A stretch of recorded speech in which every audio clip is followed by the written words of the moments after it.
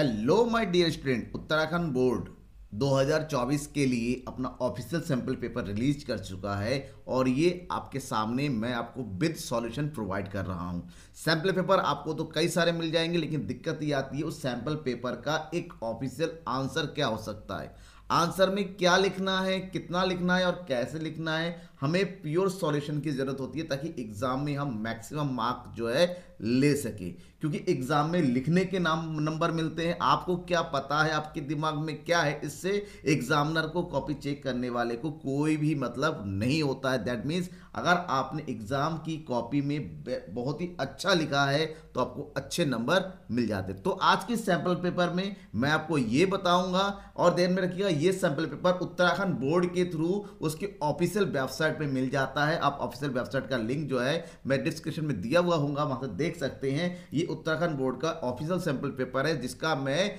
Best solution आपको दे रहा हूं इजी लैंग्वेज में, जिससे आप याद देखिए। उत्तराखंड बोर्ड का पेपर पहले 100 नंबर का हुआ करता था 3 घंटे में, वही पेपर अब 80 नंबर का होता है, क्योंकि यहां पर 20 नंबर का आपका प्रैक्टिकल पेपर होगा, जहां पर आपको एग्जाम स्कूल में प्रैक्टिकल देना होगा और 20 नंबर आपको उसी के मिलेंगे। इसके अलावा आपका ये जो पेपर है 80 नंबर के 2 खंड होंगे, 2 भागों में बटा हुआ है, 40 प्लस 40, जो कि 40 नंबर समष्टि अर्थशास्त्र का और 40 नंबर जो है आपका व्यष्टि अर्थशास्त्र का होगा। क्वेश्चन पढ़ने से पहले ध्यान में ये रखिएगा कि इस क्वेश्चन से रिलेटेड क्वेश्चन में कुछ इंस्ट्रक्शन दिए होते हैं, जैसे कि इस प्रश्न पत्र में 2 खंड क और ब है, दोनों को मिला के 28 प्रश्न हैं, यानी कि 14 क्वेश्चन व्यष्टि में और 14 क्वेश्चन समष्टि में। उस प्रश्नों के जो भी अंक होगा उसके आगे दिया गया है, आपको ध्यान में रखना होगा। क्वेश्चन नंबर 1 तथा क्वेश्चन नंबर 15, ये दोनों क्वेश्चन जो ऑप्शनल होगा और दोनों के अंदर 4-4 क्वेश्चन होंगे, यानी कि 4 4 प्लस 8 एमसीक्यूज है। साथ ही साथ आपकी इसमें क्वेश्चन नंबर 2 से लेके क्वेश्चन नंबर 4 3 यहाँ पर, 16 से 18 3 यहाँ पर निश्चित उत्तरीय प्रश्न, यानी कि आपको एक लाइन या एक शब्द में इसके आंसर देने हैं और इसके लिए आपको 1 नंबर मिलेगा।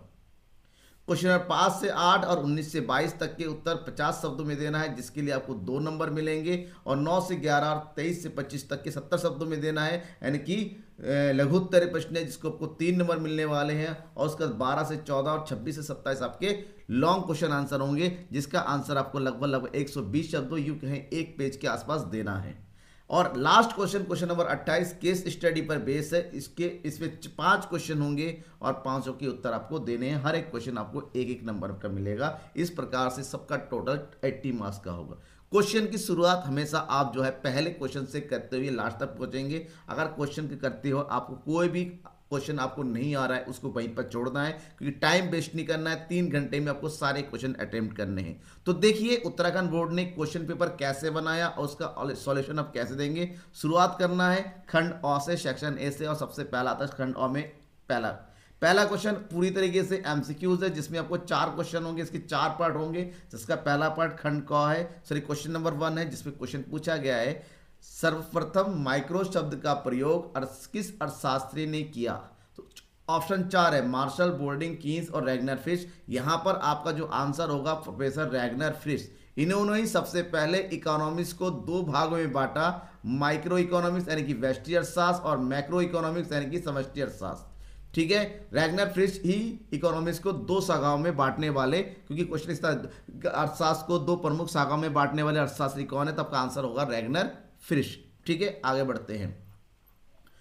सेकेंड क्वेश्चन है फर्स्ट का सेकेंड, ये भी 1 नंबर का एमसीक्यू, सारे 1-1 नंबर के ही होते हैं। जब कुल उपयोगिता अधिकतम होगी तो सीमांत उपयोगिता, कुल उपयोगिता को शॉर्टकट में हम टीयू लिखते हैं और सीमांत उपयोगिता को हम जो है एमई लिखते हैं। ध्यान में रखिएगा 4 ऑप्शन दे रखे, धनात्मक, ऋणात्मक, शून्य और उपरोक्त सभी। तो आपको ध्यान में रखना कि जब कुल उपयोगिता यानी कि उपयोगिता पहले बढ़ती है, फिर स्थिर होती है, फिर नीचे गिरती है, उस टाइम होगा जब हमारा सीमांत उपयोगिता किसमें होगा, 0 होगा। इसका मतलब होता है जब सीमांत उपयोगिता 0 होता है उसी टाइम कुल उपयोगिता सबसे अधिक होती है। तो option number 3 is right. Okay, option number 3 हमारा आंसर होगा, ध्यान में रखिएगा। क्वेश्चन नंबर ग, बाजार के निम्नलिखित में कौन सी विशेषता है। अगर बाजार की विशेषताओं की बात करते, बाजार क्या है आपको पता होना चाहिए। नॉर्मल कहते हैं बाजार वो जगह है जहां पर वस्तुओं सेवाओं का क्रय विक्रय होता है, लेकिन उसकी प्रमुख विशेषताएं हैं। जैसे बाजार एक क्षेत्र है, क्या ये है, क्रेता और विक्रेता की उपस्थिति होती है, क्या ये सही है? वस्तु का एक मूल्य होता है, क्या ये सही है? और ये सारे सही है। तो बाजार की जब भी विशेषताओं की बात करते हैं, ऊपर के तीनों ऑप्शन बाजार की विशेषताओं के अंतर्गत ही शामिल होता है, तीनों सही है। इसका मतलब हमारा आंसर होगा ऑप्शन नंबर 4, उपरोक्त सभी बाजार की प्रमुख विशेषताएं हैं। ठीक है, अगर आपको मेरा एक्सप्लेनेशन समझ में आ रहा है तो जल्दी से लाइक का बटन दबा दीजिए और आप इस सैम्पल पेपर को अपने दोस्तों को भी भेजिए कि द इकोनॉमिक्स गुरु में सैम्पल पेपर आ गया है, सब लोग देख लिए। और आपको तैयारी करना है एग्जाम की, लाइव क्लास डेली शाम को 8 बजे आता है, जुड़ जाइए। उत्पादन के साधन क्या है? 4 ऑप्शन है, भूमि, श्रम, पूंजी, तीनों। इसमें से कौन सा उत्पादन के साधन है? तो ध्यान में रखिएगा, भूमि, श्रम और पूंजी तीनों ही उत्पादन के साधन है। तो आपको टिक करना है ऑप्शन नंबर 4 में कि तीनों उत्पादन के साधन है। ये हो गए एमसीक्यूज कंप्लीट। अब क्वेश्चन नंबर 2 से शुरू करेंगे हम क्वेश्चन आंसर का सिलसिला। ठीक है, उसके अलावा क्वेश्चन नंबर अंगा जो है 5th वाला क्वेश्चन है, निम्नलिखित कथनों की विवेचना कीजिए। हमारे पास क्या है यहाँ पर? फर्स्ट, ये भी 1 नंबर का एमसीक्यूज में दे रखा है। 4 के अलावा एक क्वेश्चन स्टेटमेंट वाइज है, जहां पर बताया गया है पूर्ण प्रतियोगिता काल्पनिक स्थिति है। 2 कथन है, दोनों कथन को ध्यान से पढ़ना है, उसका आंसर देना है कि पूर्ण प्रतियोगिता एक काल्पनिक स्थिति है और बाजार स्थिति के अध्ययन में पूर्ण प्रतियोगिता का महत्व होता है। और आपको आंसर देने के लिए 4 ऑप्शन दिए गए हैं कि ऊपर के दोनों कथन सही है, दोनों कथन गलत है, एक कथन सही है और दूसरा वाला गलत है, और दूसरा वाला एक कथन गलत है और दूसरा वाला सही है। तो ध्यान से पढ़िए, पूर्ण प्रतियोगिता काल्पनिक स्थिति है, बिल्कुल सही है कि पूर्ण प्रतियोगिता वास्तव में नजर नहीं होती है, यहाँ पर बाजार के अध्ययन में इसकी भूमिका महत्वपूर्ण होती है। तो पूर्ण प्रतियोगिता काल्पनिक स्थिति है, ये भी सही है। साथ ही साथ ये भी सही है कि बाजार को समझने के लिए पूर्ण प्रतियोगिता का बहुत ही ज़्यादा महत्व होता है। जब दोनों ही स्थिति सही है तो हम जो टिक करेंगे ऑप्शन नंबर फर्स्ट में, ऑप्शन नंबर फर्स्ट हमारा सही आंसर है। ठीक है, तो एमसीक्यूज और स्टेटमेंट हमारा कंप्लीट हो गया। अब सेकंड क्वेश्चन में आते हैं, बजट रेखा का समीकरण लिखिए। 1 नंबर का है, ध्यान रखिएगा 1 नंबर का उत्तर है, तो आपको कोशिश करना है आंसर या तो एक शब्द में कंप्लीट हो जाए या एक लाइन में कंप्लीट हो जाए, क्योंकि बहुत ज़्यादा बड़ा चढ़ा के लिखेंगे तब भी आपको फायदा नहीं होगा। नंबर 1 नंबर ही मिलना है, तो उतना लिखिए जितना जरूरत है। जैसे पूछा गया समीकरण, तो बजट रेखा का समीकरण होता है M1 multiply by Q1, sorry M1 Q1 multiply by, sorry यहाँ पर होता है आपका प्लस P2 Q2। मतलब होता है बजट रेखा के अंतर्गत हमारे पास जितने भी मुद्राएं होती है, जितने भी हमारे पास आय होती है, उस आय को 2 वस्तुओं के बीच में खर्च करना पड़ता है, जिसके लिए पहली वस्तु की कीमत और दूसरी वस्तु, पहली वस्तु की मात्रा को गुणा करके दूसरी वस्तु की कीमत और दूसरी वस्तु की मात्रा को गुणा करके आपस में जोड़ दिया जाता है, वही हमारा बजट समीकरण होता है। ठीक है, ध्यान रखिएगा, माइंड इट नोट करके, इंपॉर्टेंट क्वेश्चन है। अगर सैम्पल पेपर में दिया हुआ ऑफिशियल, वो भी तो हो सकता है आपको मेन पेपर में भी आ जाए, लेकिन इसके अलावा मैं आपको कई सारे सैम्पल पेपर प्रोवाइड करूंगा एग्जाम की परफेक्ट तैयारी के लिए। बस बने रहना आपको द इकोनॉमिक्स गुरु यानी कि मेरे के साथ। तो क्वेश्चन थर्ड है, गिफिन वस्तु से आप क्या समझते हैं? गिफिन वस्तु यानी कि ऐसी वस्तु जो घटिया वस्तु की कैटेगरी में आती है, मतलब आय बढ़ने के साथ साथ जिन वस्तुओं की मांग घटती चली जाती है उन्हें हम गिफिन वस्तु के नाम से जानते हैं। क्वेश्चन नंबर 4, ये सब 1 नंबर के हिसाब से ध्यान रखिएगा। उत्पादन फलन की परिभाषा दीजिए। उत्पादन फलन क्या है, ये भी आपको कम से कम एक लाइन में दिखना है। कितना छोटा लिख सकते हैं आप पर डिपेंड करता है कि एक फर्म की भौतिक उत्पादन और उत्पादन के भौतिक साधनों के संबंध को उत्पादन फलन के नाम से जाना जाता है। ठीक है, आगे बढ़े, ये हो गया। अब बात करते हैं 2 नंबर, जिसका आंसर आपको लगभग 30 से 50 शब्दों के बीच में देना है। और यहां पर आंसर क्वेश्चन है, व्यष्टि अर्थशास्त्र की 2 विशेषताओं को बताइए। व्यष्टि अर्थशास्त्र की 2 प्रमुख विशेषताएं। नंबर 1, व्यष्टि अर्थशास्त्र में व्यक्तिगत इकाइयों का अध्ययन किया जाता है। नंबर 2, व्यष्टि अर्थशास्त्र के अंतर्गत अर्थव्यवस्था के सूक्ष्म चरों का अध्ययन किया जाता है। उदाहरण दे दीजिए, जैसे एक उपभोक्ता, जैसे एक फर्म, जैसे एक वस्तु की कीमत का निर्धारण आदि। उदाहरण होता है तो उदाहरण जरूर लिखिएगा। क्वेश्चन नंबर 6, ये भी 2 नंबर का है। सीमांत उत्पादन की परिभाषा लिखिए कि सीमांत उत्पादन शॉर्टकट में जिसको बोलते हैं एमपी, किसी भी परिवर्तनशील साधन की एक अतिरिक्त या अधिक या कम इकाई के प्रयोग करने पर कुल उत्पादन में जो परिवर्तन आता है उसे सीमांत उत्पादन कहते हैं। और इसको हम इस फार्मूले से लिख सकते हैं, अगर फार्मूला लिखते हैं तो क्वेश्चन का आंसर एट्रैक्टिव बनता है। साथ ही आप एग्जाम्पल दे दिए जैसे ये कि परिवर्तनशील साधन का प्रयोग हम बढ़ा रहे हैं तो कुल उत्पादन में वृद्धि हो रही है। तो एक साधन की वृद्धि करने से कुल उत्पादन में जो भी वृद्धि हुई, जैसे एक का प्रयोग किया 40, दूसरा का प्रयोग किया था हमने कितना 90, तो दूसरे से कितना मिला 90 से 40 को माइनस किया 50, फिर 130 से 90 को माइनस कर दिया 40। इस प्रकार से नीचे से ऊपर वाले को माइनस करते चलेंगे, एमपी हमें मिलता चला जाएगा। इतना करेंगे आपको 2 नंबर से कोई भी नंबर काट ही नहीं सकता, ये मेरी गारंटी है। क्वेश्चन नंबर 7 ये भी 2 नंबर का है। अवसर लागत की अवधारणा को स्पष्ट कीजिए। अवसर लागत को इंग्लिश में बोलते अपॉर्चुनिटी कॉस्ट। क्या है? किसी वस्तु X की अवसर लागत दूसरी वस्तु Y की वह कीमत है जिसकी वस्तु X का उत्पादन करने के लिए तैयार करना पड़ता है। मतलब साहब है कि यूँ कह सकते हैं किसी एक वस्तु के उत्पादन के लिए हमें X का उत्पादन करना है, तो X की उत्पादन में वृद्धि करने के लिए वस्तु Y के उत्पादन में कमी करनी पड़ेगी। तो वस्तु Y के उत्पादन में जो भी कमी करनी पड़ती है उसे अवसर लागत के नाम से जानते हैं, जिसको बेनहम ने अपने शब्दों में लिखा। क्योंकि अगर आपसे अर्थ पूछा गया है तो एक डेफिनेशन लिखते हैं तो मज़ा कुछ अलग हो जाता है और स्टेटमेंट बहुत अच्छा होता है। बेनहम ने कहा किसी वस्तु की अवसर लागत बहुत सर्वश्रेष्ठ विकल्प है जिसका उत्पादन उन्हीं उत्पत्ति साधनों द्वारा उसी लागत पर उस वस्तु के विकल्प के रूप में किया जाता है। मतलब एक की जगह दूसरे का प्रयोग किया जाना। अगर एक से दूसरे वाले से बेस्ट उत्पादन मिलता है तो उसका उत्पादन किया जाना चाहिए, तो लेकिन पहले वाले को तो कम करना पड़ेगा ना, क्योंकि उत्पत्ति के साधन सीमित होते हैं। क्वेश्चन नंबर 8 ये भी 2 नंबर का है। एकाधिकार की परिभाषा दीजिए। एकाधिकार एक ऐसी स्थिति होती है जहां पर संपूर्ण बाजार में वस्तु का केवल एक ही विक्रेता होता है, क्योंकि एकाधिकार की संगति विच्छेद कहे तो होता है एक प्लस अधिकार। मतलब संपूर्ण बाजार में केवल एक ही विक्रेता, एक ही उत्पादक का अधिकार होता है और कीमत का निर्धारण भी वो खुद करता है। तो ऐसी स्थिति को एकाधिकार कहते हैं और इसको इंग्लिश में बोला जाता है मोनोपोली। राइट। Question number 9। अब यहाँ से आपके 3 नंबर वाले क्वेश्चन शुरू। 3 नंबर जिसका आंसर लगभग आपको 70 शब्दों के आसपास देना है। कोशिश कीजिए कि आधा पेज तो भर ही जाए। सीमांत उत्पादन, उसके बावजूद अगर आंसर आपका कंप्लीट हो जाता है तो दे दीजिए, क्योंकि बहुत ज़्यादा बढ़ा चढ़ा के इकोनॉमिक्स में लिखा नहीं जा सकता है। ठीक है, उतना ही लिखिए जितना जरूरी है। सीमांत उपयोगिता एवं कुल उपयोगिता को रेखा चित्र के द्वारा स्पष्ट कीजिए। इसका मतलब दोनों का अर्थ भी लिखना है, साथ ही साथ दोनों के लिए डायग्राम भी बनाना है।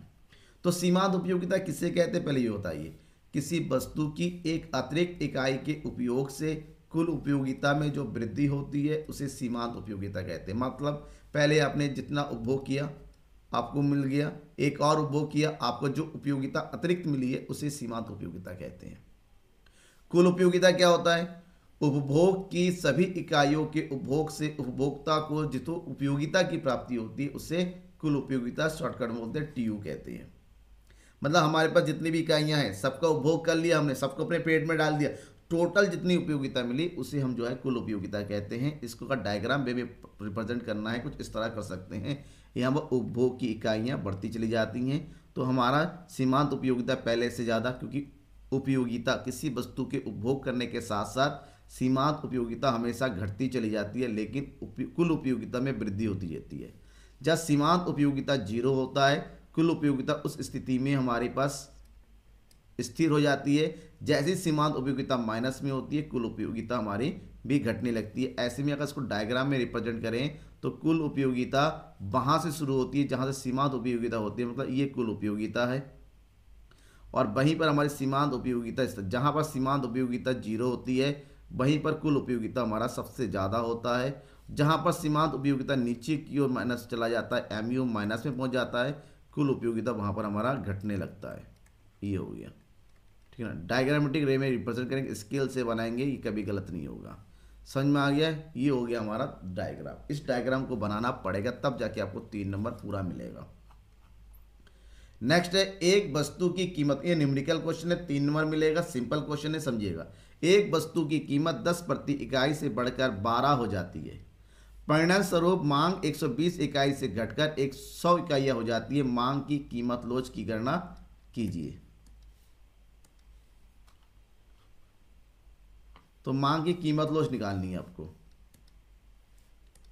तो कैसे निकालेंगे, देखिए इस क्वेश्चन को करने के लिए एक तरफ लिखना है आपको कीमत और दूसरी तरफ लिखना है मांग की मात्रा। मांग की मात्रा, कीमत यानी कि पी, मात्रा यानी कि क्यू। पहले वस्तु की कीमत थी 10 और कीमत मांगी जा रही थी 120 और वस्तु की कीमत बढ़ के कितनी हो गई 12, तो मांगी जाएगी 100, क्योंकि वस्तु की कीमत में और मात्रा में, मांग की मात्रा में विपरीत संबंध होता है। और यहाँ पर मांग की कीमत लोच निकालने के लिए फॉर्मूला यूज होता है AD equal to delta Q upon Q multiply by P upon delta P. मतलब साफ है कि यहाँ पर जब हम वस्तु की कीमत लोच की गणना करेंगे इस फॉर्मूला का प्रयोग करेंगे, जहाँ पर हमें निकालना है मांग में परिवर्तन और कीमत में परिवर्तन। सबसे पहले देखिए मांग में कितना परिवर्तन हो रहा है, डेल्टा क्यू 120 से 100 हो गया, तो नीचे से ऊपर वाले को माइनस करते हैं तो मांग में कितना परिवर्तन हुआ, 20 यूनिट में कमी हो गई, यानी कि कीमत के बढ़ने से मांग की मात्रा में कमी हो गई। कीमत में कितना परिवर्तन हुआ, 10 से हो गए 12, यानी कि 2 रुपए की। तो फार्मूले में क्यों भी चाहिए, इसका मतलब पूर्व की मांग 120 और पूर्व की कीमत 10, इसको हम उठा के फार्मूला लगाते हैं। तो AD बराबर डेल्टा क्यू कितना हो गया माइनस का 20 अपॉन क्यू यानी कि 120 गुणा P कितना हो गया 10 और डेल्टा P कितना हो गया 2। अब इसको कैलकुलेट करना है, कितना हो जाएगा, 0 से 0 काट दिया, 2 पंजे 10 और इसको सॉल्व करेंगे, 5 दूनी 10 माइनस का और 12 एकम 12। ठीक है, सॉल्व करेंगे, 12 से 10 को भाग करेंगे माइनस का, क्योंकि कीमत मांग की लोच माइनस में ही होता है हमेशा। तो ये हो गया 2 पंजे 10, 2 छिंग 12, 6 से 5 को भाग कीजिए, पॉइंट लगाया 0 बढ़ाया, 6 अड़ते 48 बचेगा 2, पॉइंट लगाया 0 बढ़ाया, 6 × 18, तो आंसर आ जाएगा 0.83 माइनस में। इसका मतलब वस्तु की मांग लोच क्या है, मांग लोच जो है इकाई से क्या है, 1 से कम है, इकाई से कम है। तो ये क्वेश्चन को सॉल्व करेंगे तब जाके आपको 3 नंबर मिलेगा। कोई भी क्वेश्चन में डाउट है मुझे जरूर बताइएगा, मैं इस क्वेश्चन को आपको अच्छे से समझाऊंगा, इसका लिंक प्रोवाइड कर दूंगा ताकि आपको समझ में, क्योंकि न्यूमेरिकल क्वेश्चन एग्जाम में आते जरूर है। अब बढ़ते हैं, इसी में एक क्वेश्चन और दे रखा है, अथवा में या तो न्यूमेरिकल वाला क्वेश्चन करना है, ये वाला क्वेश्चन करना है कि उपभोक्ता की आय वृद्धि किस प्रकार वस्तुओं की मांग को प्रभावित करती है। देखिए जाहिर सी बात है, उपभोक्ता की आय में वृद्धि होगी तो उसकी मांग में कमी जरूर होगी, सॉरी मांग में वृद्धि हो, क्योंकि आय और मांग में धनात्मक संबंध होता है। जैसे आंसर कैसे लिखेंगे, उपभोक्ता की आय में बदलाव से सामान्य वस्तुओं की मांग में धनात्मक बदलाव होता है, मतलब साफ है, जबकि घटिया वस्तुओं के लिए ऋणात्मक बदलाव होता है। इस प्रकार एक दी गई वस्तु का मांग बक सामान्य घटिया वस्तुओं के संदर्भ में आय के बदलाव को प्रभावित करता है। हम कह सकते हैं कि अगर उपभोक्ता की आय में वृद्धि होती है तो सामान्य वस्तुओं की मांग में भी वृद्धि होगी, क्योंकि सामान्य वस्तु और आय में धनात्मक संबंध होता है। इस प्रकार आय में वृद्धि होने से मांग वक्र ऊपर की ओर खिसक जाता है। आपको कंप्लीट एक्सप्लेन करते हुए लिखना होगा। ठीक है, अब इससे रिलेटेड आपको डायग्राम बनाइए, जैसे कि यहाँ पर दे रखा है, अगर वस्तु की सामान्य वस्तु की बात करते हैं तो मांग वक्र, यहाँ पर हम लेंगे आय और यहाँ लेंगे मांग की मात्रा। किस वस्तु में, सामान्य वस्तु की स्थिति में, सामान्य वस्तु की स्थिति में, सामान्य वस्तु की स्थिति में आय में और मांग की मात्रा में धनात्मक संबंध होता है। इस तरह से, मतलब पहले आय हमारी इतनी है तो मांगी जा रही थी इतनी, आय यहाँ पर है, मांगी जा रही इतनी क्वांटिटी। जैसे ही हमारी आय में वृद्धि हो जाती है, y1 यहाँ हो जाता है, तो मांग की मात्रा में भी वृद्धि होगी। कैसे समझिएगा, अगर आपकी इनकम 10,000 रुपये है तो आप क्या करते हैं, 10,000 रुपये है तब आप 1,500 रुपये वाले कमरे में रहते हैं। आपकी आय बढ़ के 10 से हो गई 30,000, तो आप जिस कमरा होता 1,500 की जगह आप जब 3,000 रुपये का कमरा ले लेंगे किराए पे, तो मतलब आय के साथ साथ डिमांड भी बढ़ेगी। देखिए क्वांटिटी बढ़ गई, मतलब अमाउंट तो बढ़ गया ना, क्वांटिटी। तो इस प्रकार से आय और मांग की मात्रा में हमेशा धनात्मक संबंध होता है। बिट डायग्राम आपको लिखना होगा। क्वेश्चन नंबर 11, ये भी 3 नंबर का है कि पूर्ति का नियम क्या है, इसे उदाहरण एवं रेखाचित्र के द्वारा समझाइए। पूर्ति का नियम प्रोफेसर मार्शल का देन है। प्रोफेसर मार्शल ने प्रतिपादन किया। उनके अनुसार पूर्ति के नियम के अनुसार वस्तु की कीमत तथा बिक्री हेतु बाजार में उपलब्ध मात्रा में धनात्मक संबंध होता है। मतलब इस नियम के अनुसार ये कहा जाता है कि अन्य बातें अगर समान रहे तो जैसे जैसे वस्तु की कीमत में कमी होती चली जाती है, बिक्री की मात्रा भी कम होती चली जाती है। इसकी विपरीत अगर वस्तु की कीमत बढ़ती है तो वस्तु की पूर्ति भी बढ़ती है। मतलब वस्तु की कीमत और पूर्ति की मात्रा में एक समान संबंध होता है। कीमत जिस दिशा में, पूर्ति की मात्रा भी उस दिशा में। मतलब बस पूर्ति के नियम के अनुसार वस्तु की कीमत और पूर्ति में धनात्मक और प्रत्यक्ष संबंध होता है। उदाहरण देने के लिए कहा, हमने एक उदाहरण लिया, जैसे किसी वस्तु की कीमत बढ़ती चली जाती है तो पूर्ति की मात्रा में भी वृद्धि होती चली जाती है। ऐसे में जो पूर्ति वक्र है, यहाँ पर हम वस्तु की मांग की मात्रा को दिखाएंगे।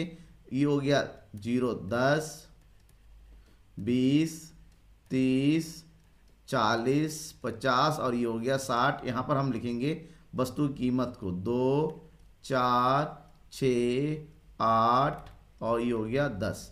तो सबसे पहले पूर्ति की मात्रा कहाँ से हो रही है? 10 से। तो 2 रुपए में है 10 वस्तु, ठीक है। 2 में है 10 और 10 में कितना है? 50।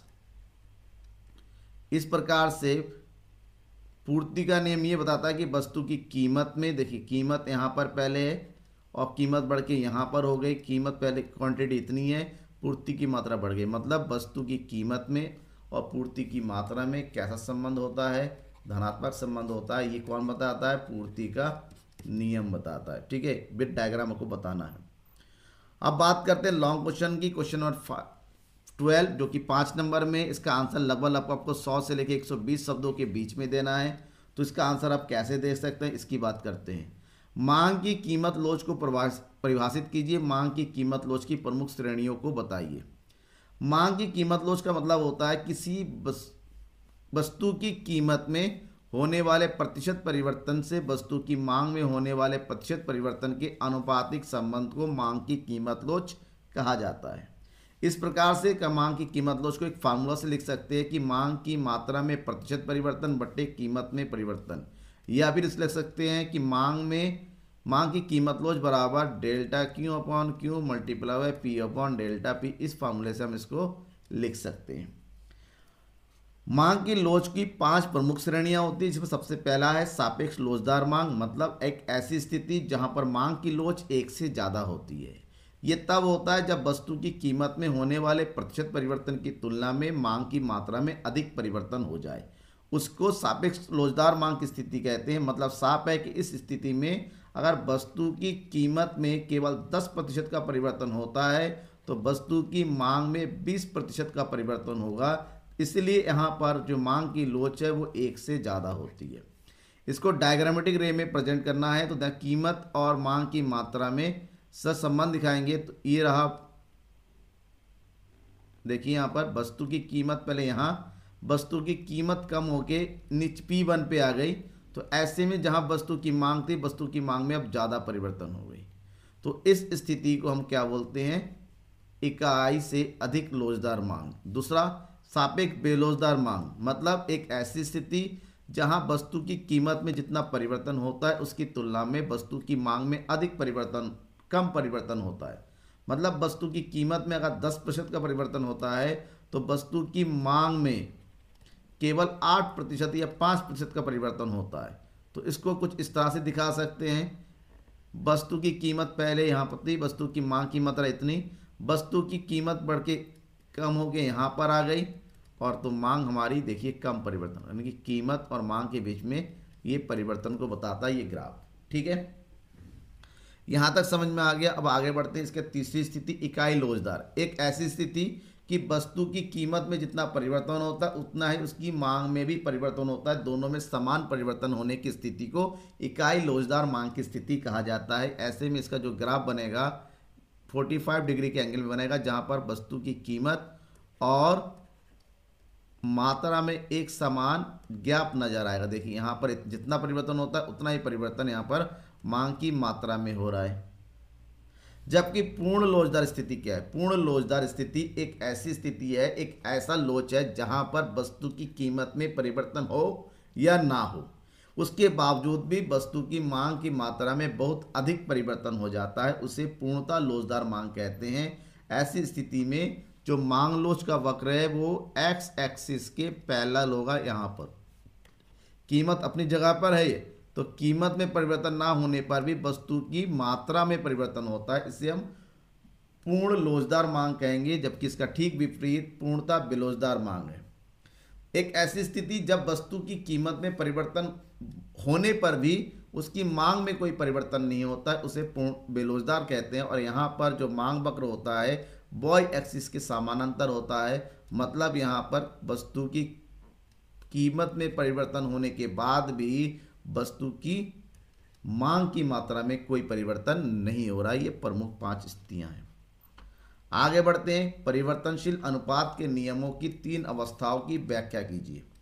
परिवर्तनशील अनुपात का नियम एक अल्पकालिक अनुपात का नियम है। अल्पकालिक अवधारणा है जो कि उत्पादन फलन की अल्पकालिक अवधारणा से संबंधित है।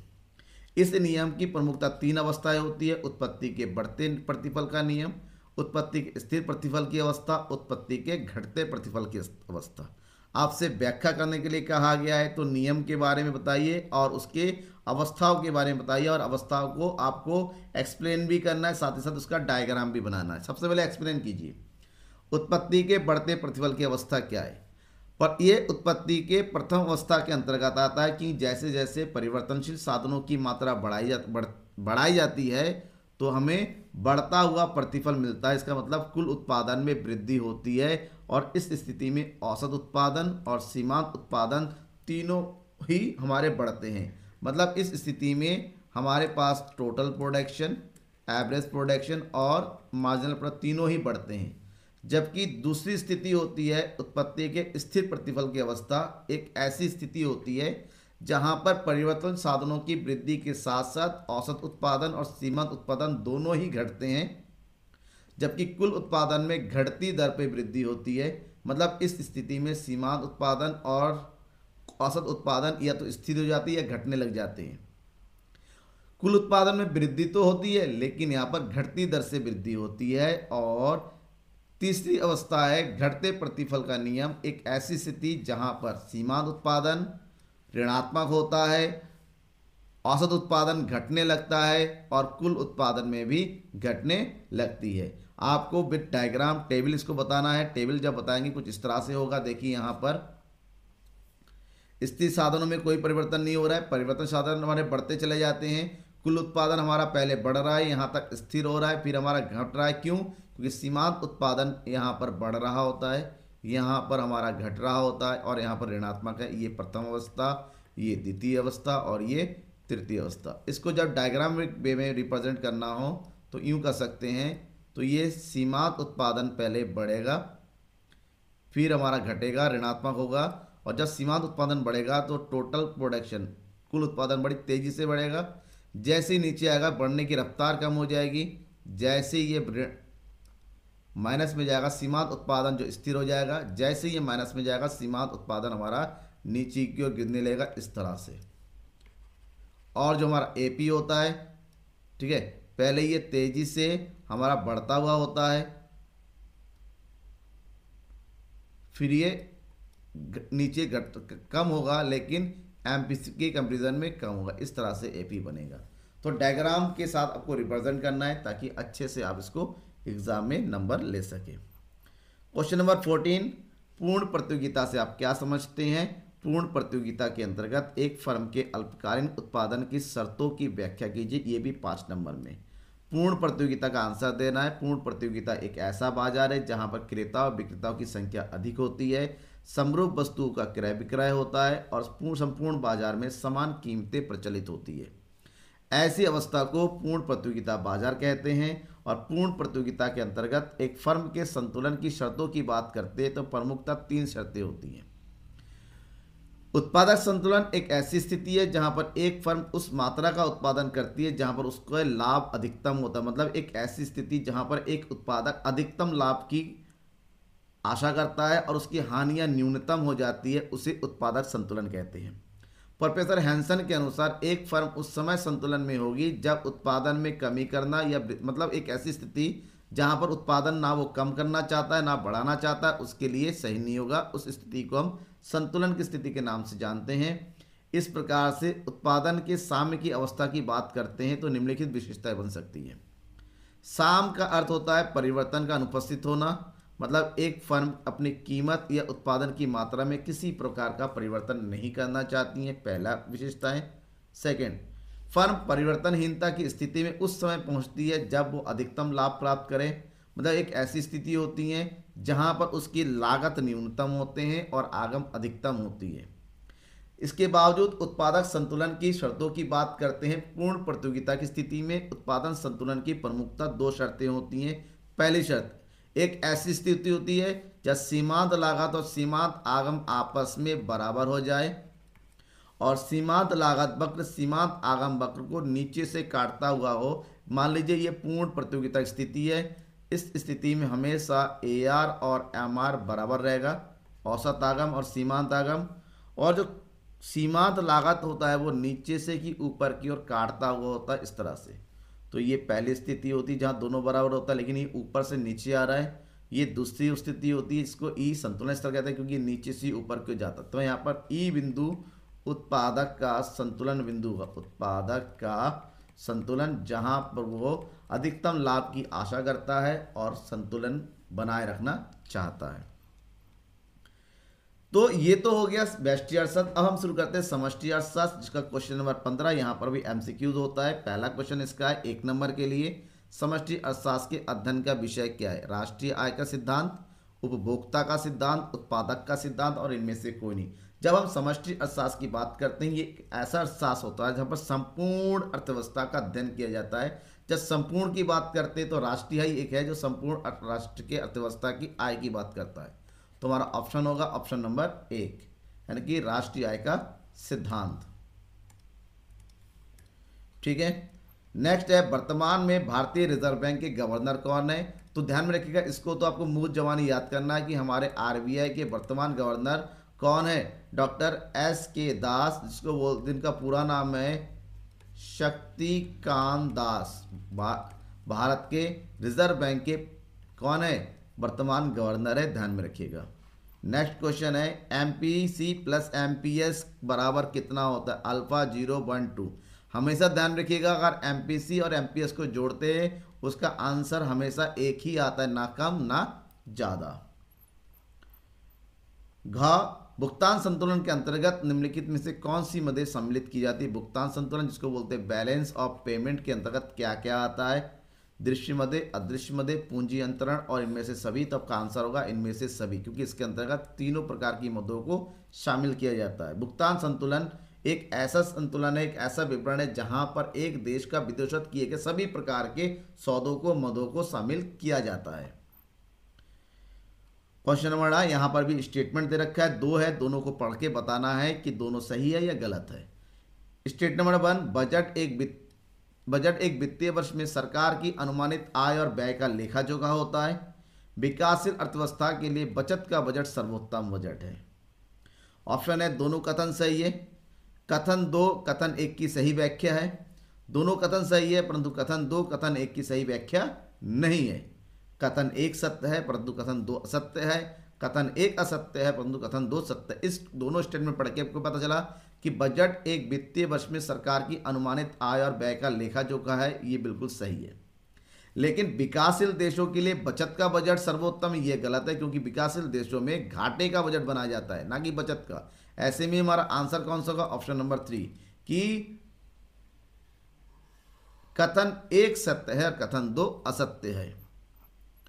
क्वेश्चन नंबर 16, 17, 18 ये 1 नंबर का है, एक शब्द या एक लाइन में आंसर देना है। क्वेश्चन है, साधन लागत पर शुद्ध राष्ट्रीय उत्पाद को क्या कहा जाता है? आंसर है राष्ट्रीय आय, शॉर्टकट में बोला जाता है इसको NNPFC। ठीक है, साधन FC मतलब net national product at factor cost. प्रभावपूर्ण मांग से क्या आशा है? एक अर्थव्यवस्था में एक ऐसा स्तर जब सामूहिक मांग और सामूहिक पूर्ति आपस में समान होती है, बराबर होती है, उसे हम जो है प्रभावपूर्ण मांग की स्थिति कहते हैं। मतलब एक ऐसी स्थिति जहां पर एग्रीगेट डिमांड और एग्रीगेट सभी आपस में बराबर होता है। सीमांत उपभोग प्रवृत्ति से को परिभाषित कीजिए। सीमांत 1 नंबर में एक लाइन में दे दिए। सीमांत उपभोग प्रवृत्ति क्या होता है? आय में होने वाले परिवर्तन के कारण उपभोग में होने वाले परिवर्तन के अनुपात को सीमांत उपभोग प्रवृत्ति कहा जाता है। और सीमांत उपभोग प्रवृत्ति को हम लिख सकते हैं इस फार्मूला से, MPC equal to delta C upon delta Y. Delta C उपभोग में परिवर्तन की बात करता है और डेल्टा वाई आय में परिवर्तन की बात करता है। ठीक है, next question, question number 19 2 number का है। क्वेश्चन जैसा, आप जरूरी नहीं कि 50 शब्द का है 50 शब्द ढूंढ ढूंढ के लिखना पड़ेगा, नहीं, आंसर कंप्लीट हो जाता है तो उतने में कंप्लीट है। भारत के वर्तमान वित्त मंत्री और वित्त सचिव के नाम बताना है, तो दो नाम कितना लंबा होगा? 2 लाइन में कंप्लीट। भारत के वर्तमान वित्त मंत्री श्रीमती निर्मला सीतारमण है और वहीं पर वर्तमान वित्त सचिव की बात करते हैं तो उनका नाम है टीवी सोमनाथन। ठीक है, इतना लिखने के आपके 2 नंबर पक्के हो गए।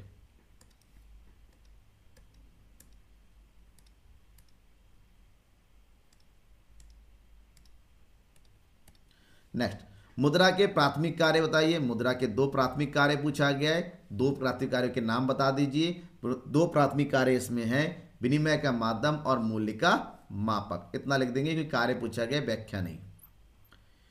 क्वेश्चन नंबर 2, प्राथमिक जमा और व्युत्पन्न जमा में क्या संबंध है? प्राथमिक जमा का मतलब बताइए, व्युत्पन्न जमा का मतलब बताइए, दोनों में अर्थ बता दीजिए, हो जाएगा। प्राथमिक जमा वो जमा है जहां पर कोई व्यक्ति सीधे अपने खाते में पैसा जमा करता है, जबकि व्युत्पन्न जमा वो जमा है जहां पर बैंक द्वारा ऋण लेने वाले व्यक्ति के खाते में नगद साख ट्रांसफर कर दिया जाता है, वो व्युत्पन्न जमा होती है। तो व्युत्पन्न जमा प्रारंभिक जमा का ही परिणाम होता है कि जितना बैंकों में पैसा प्रारंभिक रूप में प्राइमरी जमा होगा उसी आधार पर बैंक वाले ऋण का निर्माण करेंगे। इस बात को लिख दीजिए, 2 नंबर पक्के हो गए आपके। क्वेश्चन नंबर 22, उपभोग फलन को स्पष्ट कीजिए। उपभोग फलन प्रोफेसर कीन्स की अवधारणा है, जिसके अनुसार उन्होंने कहा कि किसी भी अर्थव्यवस्था में कुल उपभोग व्यय मुख्य रूप से आय पर निर्भर करती है। इस प्रकार हम कह सकते हैं कि उपभोग आय का फलन है। ठीक है, जिसको हम लिख सकते हैं कि C बराबर फंक्शन ऑफ बाई।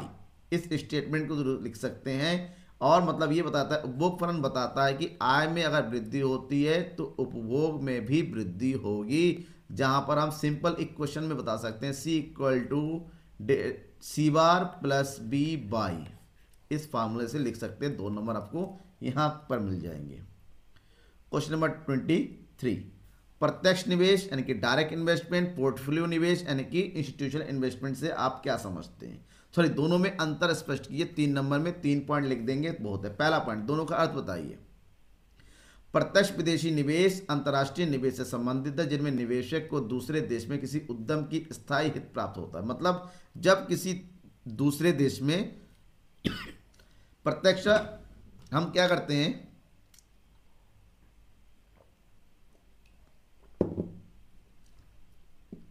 एक ऐसा निवेश जहां पर किसी दूसरे देश में सीधे उद्यम यानी कि बिजनेस को बनाने के लिए पैसा लगाया जाता है, प्रत्यक्ष निवेश कहते हैं। जबकि विदेशी निवेशकों द्वारा एक देश में स्थित किसी उद्यम की वित्तीय परिसंपत्तियों में किया जाए, मतलब शेयर है, डिवेंचर में पैसा लगाया जाता है। यहाँ पर पोर्टफोलियो में किसी पहले से स्थापित बिजनेस में पैसा लगाया जाता है और प्रत्यक्ष में डायरेक्ट जाके बिजनेस एस्टैब्लिश किया जाता है। मतलब सेकंड पॉइंट में यह निवेश व्यवसाय में सक्रिय होता है, मतलब निवेशक पैसा लगाता है, खुद बिजनेस करता है। जबकि पोर्टफोलियो निवेश में निवेश व्यवसाय में निष्क्रिय रहता है, मतलब पैसा लगाता है, बिजनेस को चलाने में उसका कोई योगदान नहीं होता है। ये निवेश की प्रकृति दीर्घकालीन होती है, लंबे समय तक जब कोई बिजनेस करेगा तो लॉन्ग टर्म की, जबकि यहाँ पर अल्पकाल होता है, जब चाहे पैसा निकाला जा सकता है। क्वेश्चन नंबर 24, अर्थव्यवस्था के प्राथमिक, द्वितीयक और तृतीयक क्षेत्रों के अर्थ बताइए। तो प्राथमिक, द्वितीयक, तृतीयक तीनों क्षेत्रों के अर्थ बताना। तो सबसे पहले हम बताते हैं प्राथमिक, वो क्षेत्र जो कि उत्पादन, कृषि और प्रकृति से संबंधित क्षेत्र को प्राथमिक उत्पादन क्षेत्र कहा जाता है, जिसमें कृषि करना, खनन, पशुपालन, बागवानी आदि प्रकृति से संबंधित क्रियाएं की जाती है। और इस क्षेत्र के अंतर्गत प्रमुखता जो है रॉ मटेरियल यानी कि कच्चे माल की प्राप्ति होती है। द्वितीय क्षेत्र वो होता है जहां प्राथमिक क्षेत्र के उत्पाद को अन्य उपयोगी वस्तुओं के निर्माण के क्षेत्र के रूप में जाना जाता है, और द्वितीय क्षेत्र को हम निर्माण क्षेत्र के नाम से जान सकते हैं।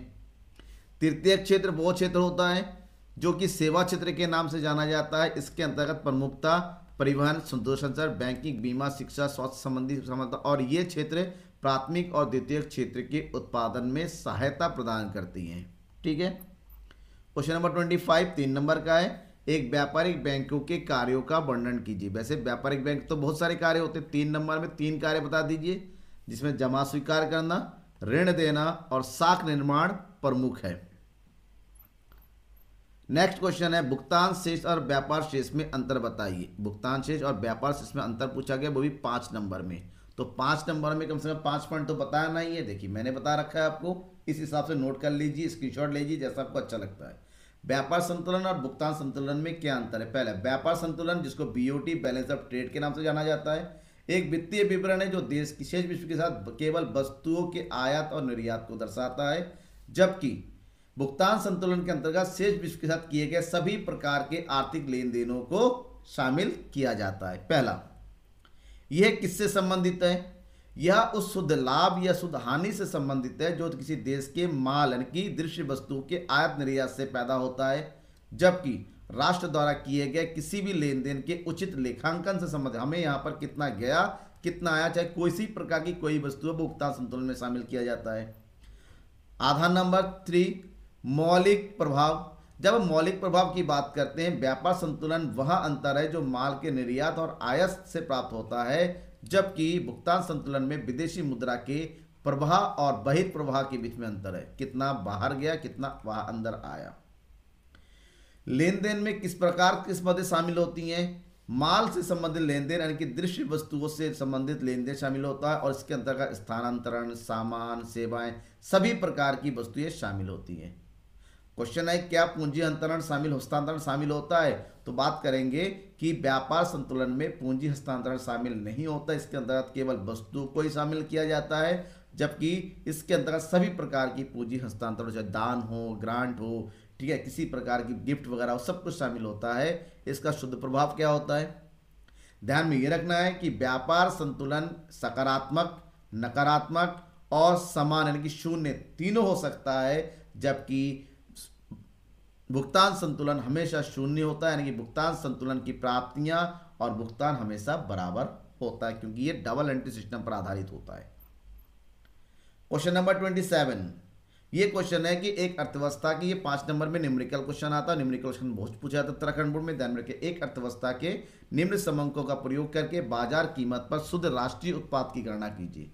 बाजार कीमत पर शुद्ध राष्ट्रीय उत्पाद, आपको जब भी क्वेश्चन सॉल्व करना है तो चीज़ों की शॉर्टकट का पता होना चाहिए, और क्वेश्चन पढ़ के पता चलना चाहिए कि कौन सी विधि का प्रयोग होगा। देखिए, उत्पादन की बिक्री, स्टॉक में वृद्धि, मध्यवर्ती लागतें, जब इस तरह की चीज़ें होती हैं तो इसको बोलते हैं हम कौन से, यहाँ पर जो प्रयोग होने वाला विधि है वो विधि हमारे पास उत्पाद या फिर हमको उसको बोलते हैं मूल्य वृद्धि विधि, जहाँ पर हमें निकालना है शुद्ध राष्ट्रीय उत्पाद यानी कि